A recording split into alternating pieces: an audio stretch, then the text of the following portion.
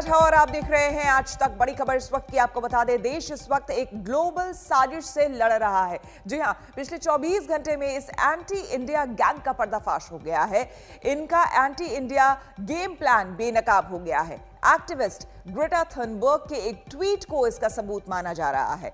Greta Thunberg ने भारत विरोधी agenda चलाने वाले जो टूल किट शेयर की थी, उस टूल किट को तैयार करने वाले अज्ञात लोगों के खिलाफ दिल्ली पुलिस ने एफआईआर दर्ज की है।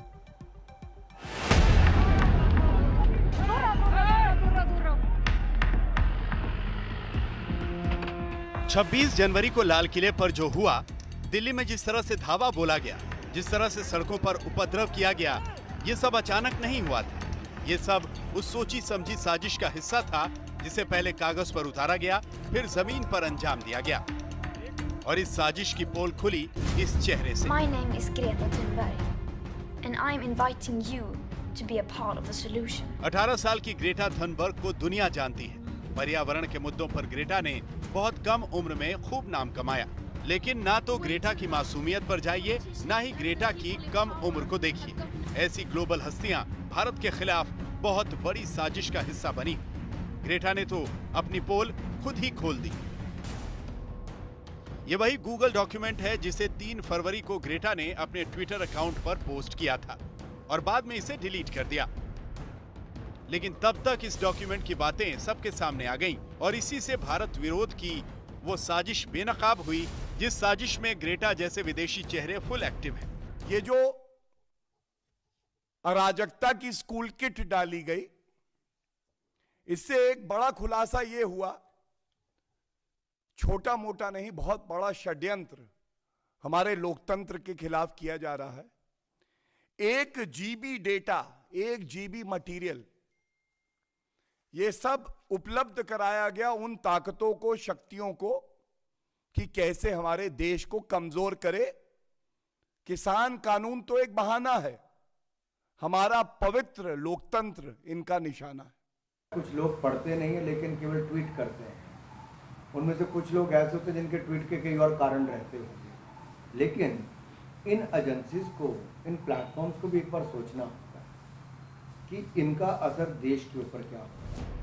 इस डॉक्यूमेंट में भारत के विरोध में किसान आंदोलन को तेज करने की टूल किट दी गई है। इस टूल किट का मतलब है कि आंदोलन को हवा देने के लिए क्या क्या किया जाएगा। सोशल मीडिया से लेकर जमीन तक भारत विरोधी आंदोलन को तेज करने का पूरा प्लान पहले से ही तैयार किया गया था। ऑन ग्राउंड प्रोटेस्ट कब करना है, कहां प्रोटेस्ट करना है, ये सब बताया गया। कब कौन से हैशटैग से क्या ट्वीट करना है, कब आंदोलन के समर्थन में डिजिटल स्ट्राइक करनी है, कब ट्विटर पर ट्वीट्स की बाढ़ लानी है, किन बड़ी हस्तियों को टैग करना है, कैसे फोटो और वीडियो मैसेज भेजने हैं। सोशल मीडिया कैंपेन का पूरा शेड्यूल दिया गया। दिल्ली पुलिस को सोशल मीडिया मॉनिटरिंग के कॉन्टेक्स्ट में एक पर्टिकुलर अकाउंट के द्वारा एक डॉक्यूमेंट अपलोड किया गया जिसका नाम टूल किट है। उस टूल किट को एक पर्टिकुलर प्रो खालिस्तानी ऑर्गेनाइजेशन है जिसका नाम पोएटिक जस्टिस फाउंडेशन है, इसके द्वारा इसकी ऑथरशिप दिखाई गई है और इस डॉक्यूमेंट में एक एक्शन प्लान डिलिनेट किया गया है। और अगर आप 26 जनवरी और उसके आसपास के इवेंट्स को देखें तो आपको ये मालूम होगा कि ये बिल्कुल कॉपी कैट, बिल्कुल एग्जीक्यूशन था। जिस तरह का प्लान इस डॉक्यूमेंट में है उसी तरह की एक्टिविटीज़ ग्राउंड पे भी दिखाई देती हैं। तो इसका संज्ञान लेते हुए दिल्ली पुलिस ने जो ऑथर्स हैं टूल किट के, उनके खिलाफ एक केस दर्ज किया है।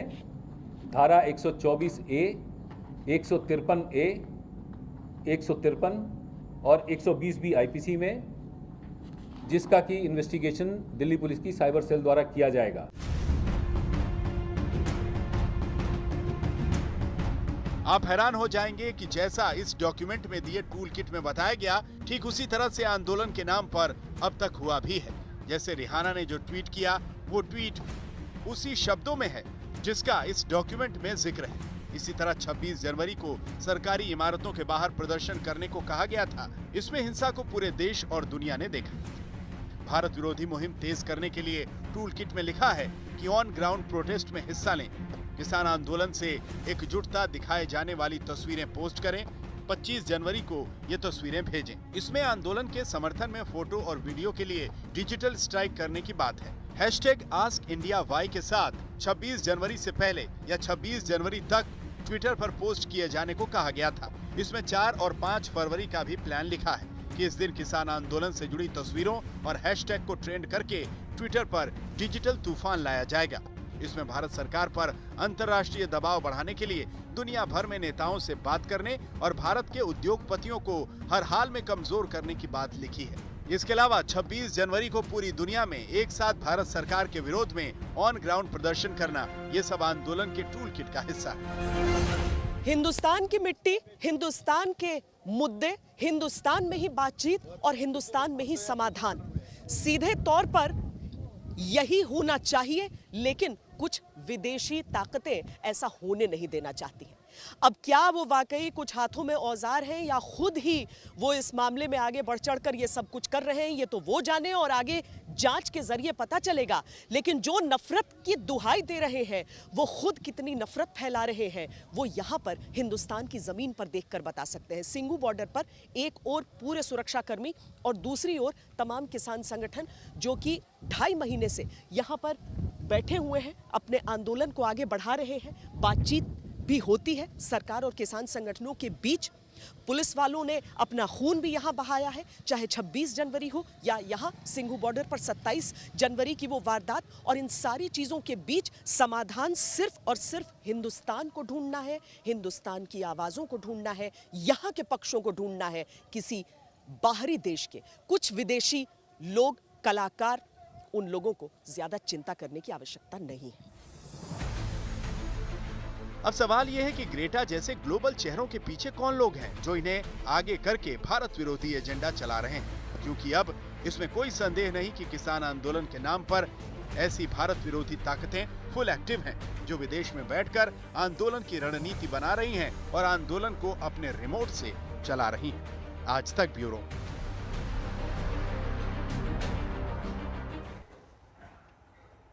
अमेरिकी पॉप सिंगर रिहाना ने किसान आंदोलन पर एक ट्वीट किया, लेकिन इस पर जंग अंदरूनी मुल्क में शुरू हो गई है।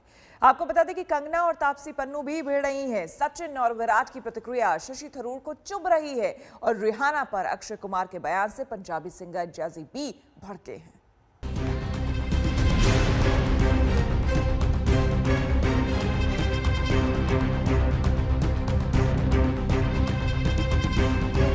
रिहाना के ट्वीट पर सबसे पहले कंगना रनौत ने रिएक्ट किया।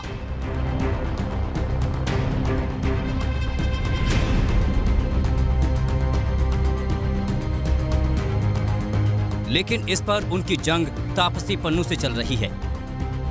रिहाना पर सचिन तेंदुलकर और विराट कोहली ने प्रतिक्रिया दी तो शशि थरूर को नहीं भाया।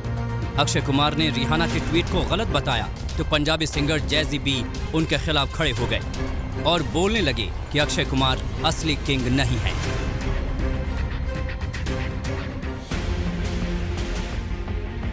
हम आपको बता दें कि तापसी पन्नू ने उन लोगों को प्रोपागेंडा टीचर बनने की सलाह दी है जो किसानों के समर्थन में उतरी पॉप स्टार रिहाना का विरोध कर रहे हैं।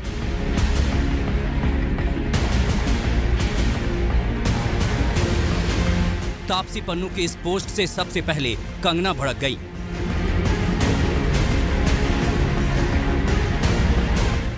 और उन्होंने फौरन ट्वीट कर डाला, तेरी माँ को मैं गाली दूं, ये तेरे भरोसे को झकझोर देगा डम्बो। नेशनल प्लेटफॉर्म पर उनका अपमान करूं?